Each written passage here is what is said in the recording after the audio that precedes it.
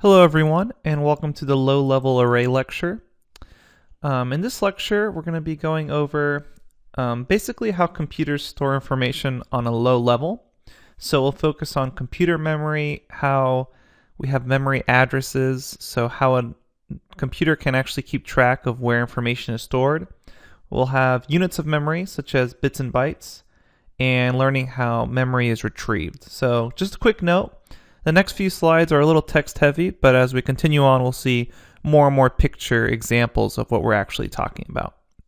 So let's go ahead and continue. So in order to accurately describe the way Python represents the sequence types, we're going to have to learn about this low-level computer architecture. So the primary memory of a computer is composed of bits of information. And those bits, they're typically grouped into larger units that depend on usually the precise system architecture, but a typical unit is a byte, which is equivalent to 8 bits. And so a computer system will have a huge number of bytes in memory, and to keep track of what information is stored in what byte, the computer uses an abstraction known as a memory address. And in effect, each byte of memory is associated with a unique number that serves as its address. So for instance, you might have byte number 2144 versus byte number 2147. And in that way, the computer system can refer to the data, and the memory addresses are typically coordinated with the physical layout of the memory system. So let's go ahead and see kind of a drawing example of that. So this is usually how we represent a low-level computer memory. It's individual bytes with consecutive addresses. Okay, so despite the sequential nature of the numbering system, the computer hardware is designed in theory so that any byte of the main memory can be efficiently accessed based upon its memory address. So in this sense, we can say that a computer's main memory performs as a random access memory, RAM. And that is to say, it's just as easy to retrieve, let's say, byte number 8675309 as it is to retrieve byte number 309.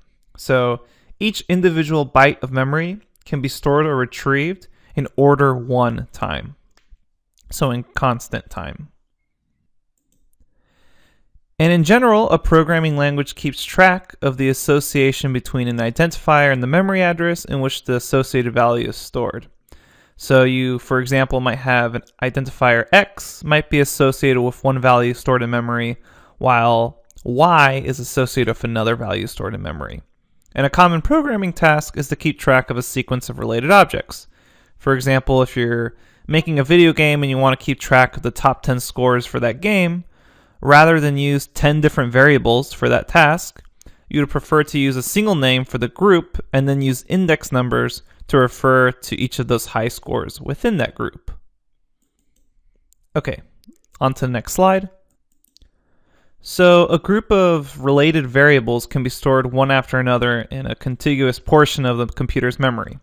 And we can denote that representation as an array. So that's what we're really talking about. So let's go ahead and see a more tangible example, such as a text string stored as an ordered sequence of individual characters. And something to note here is that Python internally represents each Unicode character with 16 bits, or 2 bytes for each character. So when we actually diagram it out, it looks like this.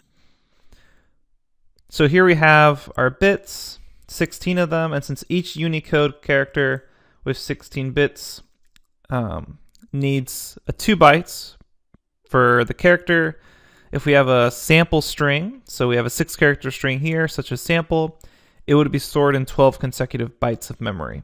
Since each Unicode character is taking 2 bytes, or 16 bits, since 2 times 8 is 16. Okay. So, what's up next? Just some basic terminology. We have an array here of 6 characters, and each location within the array we can call a cell. And the integer index can be used to describe its location. So for example, in this figure, the cell of the array with index 4 has the contents L, and it's stored in bytes 2154 and 2155 of memory. So something that's important to note is that each cell of an array must use the same number of bytes. And it's this requirement is what allows an arbitrary cell of the array, or any randomly chosen cell, or any randomly accessed cell of the array, to be accessed in constant time based on its index. So in particular, if we know the memory address at which an array starts and the number of bytes per element, so in this case 2 for a Unicode character, and the desired index within the array, then the appropriate memory address can be computed using something like start plus the cell size times the index. So by this formula, since the cell at index 0 begins precisely at the start of the array, the cell at index 1 begins precisely cell size bytes beyond the start of the array, and so on. So in order to flesh that out a little more, some numbers, the cell in this figure, cell 4, begins at memory location 2146 plus 2 times 4, which is 2146 plus 8, which is 2154. And we can see here that indeed the letter L begins at 2154. So I got that by just saying our start is 2146, and I'm adding the cell size, which is 2 in this case. We're using 2 bytes per Unicode character, and times 4, which is the index I want to achieve, or access, excuse me. And that's going to be 2146 times 2 plus 2 times 4, which is 8. So 2146 plus 8 brings us to 2154, and that's how I can access index 4 there, or the letter L. So that's the low-level thinking. But usually we're thinking on a higher level abstraction, and basic abstraction is what we're really going to use for real-world discussions.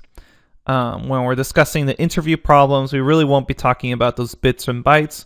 We'll be talking about real-world abstraction levels, this higher level where we just say, we have this sample string here, and the indexes are 0, 1, 2, 3, 4, and 5. We won't be worrying about cell size or bytes per element. Okay, so moving along, the last topic for this lecture is going to be a referential array and how arrays can use object references. So this is a pretty important topic, and it's going to seem maybe a little confusing at first, but at the end we're going to drive it home with a bunch of examples, and it should be pretty clear to you what the array is doing by referencing.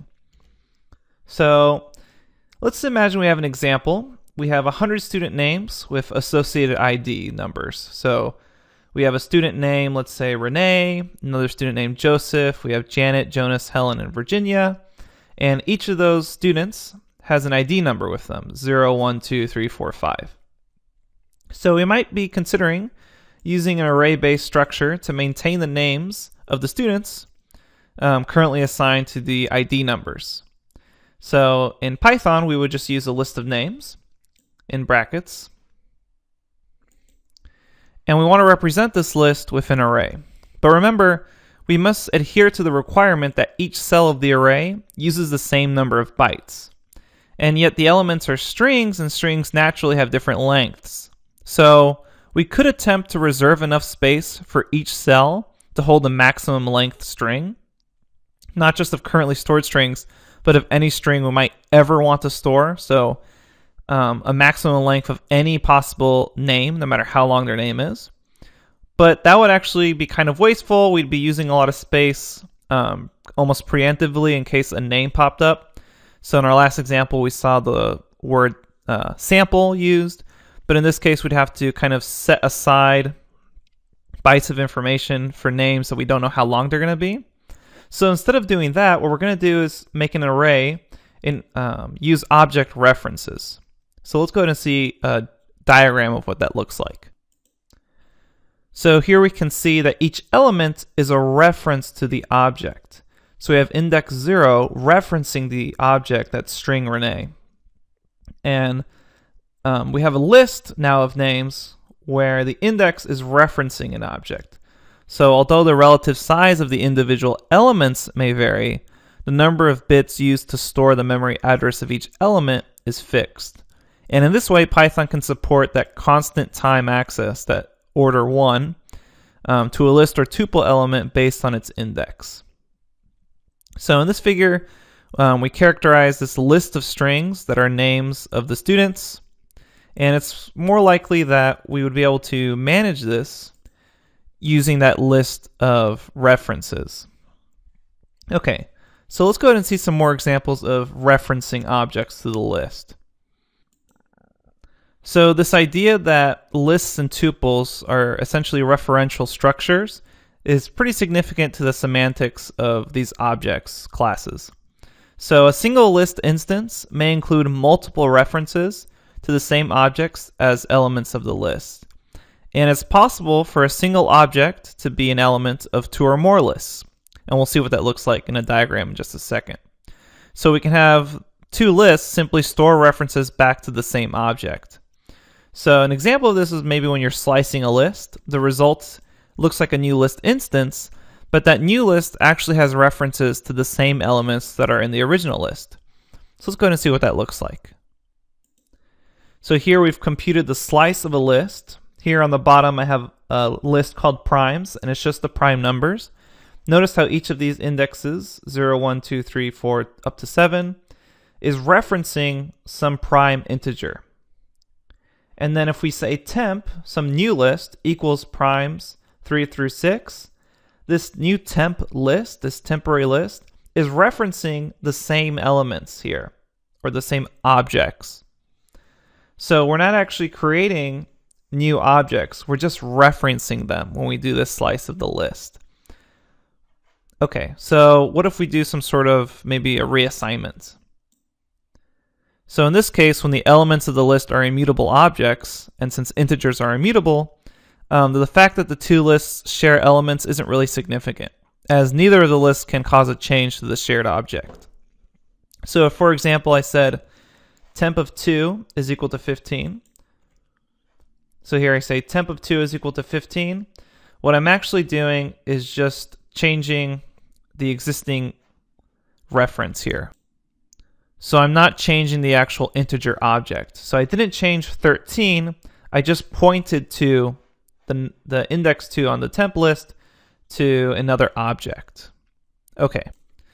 And so the same type of semantics here are demonstrated when you're making a new list as a copy of an existing one. So if you're using a syntax such as what I have here in bold, maybe you make a list, you have a new list that you're calling backup, and you set it equal to list of primes. What you're actually doing is just producing a new list that's a shallow copy, in that it references all the same elements as in the first list. You're not actually duplicating those original objects, you're just duplicating a list that references those same objects. Okay, and if you wanted the contents of the list, maybe like they were immutable type, so you were referencing a list to a list, you could make what's called a deep copy, meaning a new list with new elements, and that can be produced by using the deep copy function from the copy module in Python. Main takeaway here is that if you were to make a new list in a normal manner, you would just be making a shallow copy, in that it's referencing the same elements as the first list. So in order to really show this, we'll kind of do a more extreme example. So a lot of times in Python, and I just added an asterisk notation here. So a lot of times in Python, you'll see a list initiated like this. You'll have an element 0 and then say times 8. So what that's actually doing is you're saying all 8 cells reference the same object. So if you have your list here, counters, each of these cells is a reference to the same object. You're not actually making 8 integer objects. You're referencing them all to the same 0 number there. So at a first glance, you may think this is a little alarming, but what we rely on is the fact that that referenced integer is immutable. So even if you have a command such as taking counters index 2 and adding 1 to it, something like this, so we say counters 2 plus equals 1, that does not technically change that value of the existing integer instance. What it does is it just computes a new integer with value 0 plus 1, and then sets cell number 2 to reference that newly computed value. And then the resulting configuration looks like what we have here in this drawing. So really the takeaway here is how each of these index or indices in the cells and in the list is actually just referencing some object. And depending on how we make our copies, we could just be making a copy of those references, not of the objects themselves. Okay. So last diagram example I want to show you is if you're doing something such as extend. The extend command is used to add all elements from one list to the end of another. But you should note that the extended list does not receive copies of those elements. Instead, it's receiving the references to those elements. And so here we have a diagram kind of portraying that effect. So if I were to say this list primes, remember it was that list from the beginning, we have indexes 0 through 7, and numbers, the prime numbers 2 through 19. If I extend it with, let's say, another list that's 3 elements long, extras, what I'm actually doing is I'm just adding the references to the first list here, the primes list. And that's really the main takeaway, that I'm adding references. Each of these cells is really a reference to an object, and I can have multiple lists with multiple cells all referencing the same object. Okay. So just to review what we've gone over in this section, we went over a very basic computer architecture, low-level thinking of low-level array representation and how bits and bytes can be used in order to have constant time or order 1 access to any random element in the array. And then we learned about how arrays are able to be referential and use referencing in order for each cell or index to reference an object in an array. All right. So I know we did quite a bit here, and we went over quite a bit. What we're going to do next is learn about dynamic arrays. Now, as far as how this information applies to the interview practice problems, really the main takeaway from a practical perspective is that idea of referencing. So if you want to play around with a more practical perspective of this lecture, go ahead and make a couple of lists, use extend and use append, and then use slices. Maybe try to edit some of the objects that the list indexes or indices are referencing, and make sure you really understand that if you make a change on one list, the other reference on the other list may or may not get affected depending on how you code it out. Okay, so that's really where the practical use case comes in here, that idea of referencing and how slices kind of carry over that reference, or how the extend method would also carry over that reference, and that you're not actually, in a sense, duplicating or creating new objects. You're just referencing the old ones. All right, thanks. I know that was kind of a heavy lecture and pretty theoretical, but overall it's important to know, especially from a practical perspective, that idea of referencing. All right, thanks everyone, and I'll see you at the next lecture where we're going to be discussing dynamic arrays.